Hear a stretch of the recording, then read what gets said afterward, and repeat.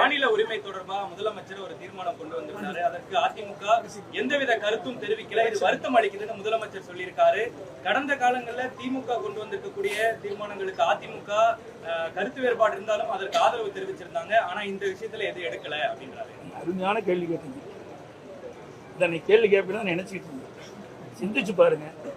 அத்தனை ஊடகங்களும் பத்திரிகைகளும் மனசாட்சியுள்ள மனிதர்கள் அத்தனை பேரும் எண்ணி பார்க்க வேண்டும். 16 ஆண்டு காலம் மத்தியிலே ஆட்சி அதிகாரத்தில் இருந்தது திமுக.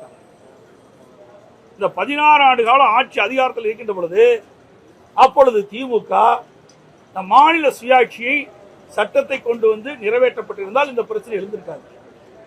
ஆட்சி அதிகாரத்தில் இருக்கும் போதெல்லாம் இதை கொண்டாடல. ஆட்சி அதிகாரத்தில் இல்லாத போது வேறொரு மீது பழி சுமத்துவதற்காக நேற்றைய தினம் இந்த 110 மாநில சுயாட்சி பற்றி இன்றைக்கு வெளியிட்டிருக்காரு. நல்லா சிந்திச்சு பாருங்க. 2006 2011 மாநிலத்திலையும் இவருடைய ஆட்சி, மத்தியிலையும் திமுக அங்கம் வைக்கின்ற காங்கிரஸ் கூட்டாட்சி. அந்த காலகட்டத்திலேயாவது கொண்டு வந்து மாநில சுயாட்சி நிறைவேற்றிக்கலாம்ல. ஏன் நிறைவேற்றலாம்? அதுதான் எங்களுடைய கருத்து, எங்களுடைய ஆதங்கம்லாம் அதுதான்.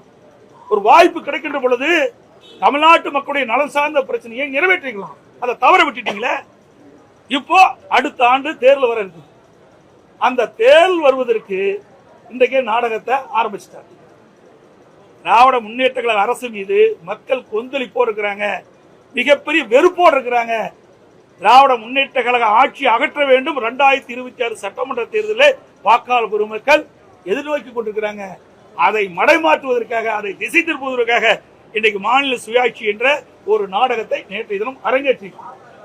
உண்மையிலேயே இவருக்கு மனசாட்சி இருந்தா மத்தியில் ஆட்சி அதிகாரம் இருக்கும் போது ஏன் நீங்க நிறைவேற்றல?